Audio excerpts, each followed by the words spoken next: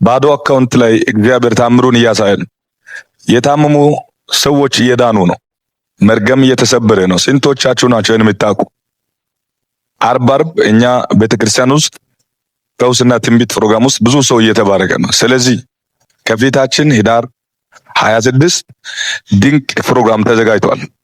አዲስ አበባና ዙሪያ ያላችሁ በሙሉ ተጋብዛችኋል። የተኛውም የሚጸለይበት ዶክመንታችሁን ይዛችሁ ነው። እጄ የጫንኩ ጸልያለሁ፣ በዘይት እየቀባው ጸልያለሁ። እግዚአብሔር በእለቱ የተዋጠውን የእናንተ ነገር ወደ ላይ ያወጣል።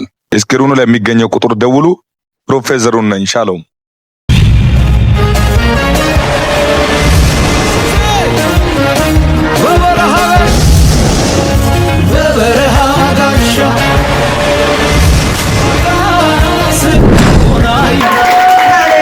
ስለ ስራዬ ደግሞ ከትንሽ ጊዜ በኋላ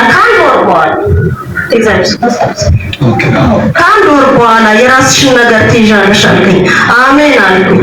የራሴን ስራ ጀመርኩ። አንድ ወር አለፈኝ። ሁለተኛ ወር ቤት ኪራይ ከፈልኩ 7,000 ብር። የራሴን ስራ ጀመርኩ። አዎ ጉዳ የሚባል ስም ጉዳ ጉዲስ ያልተባት ነው።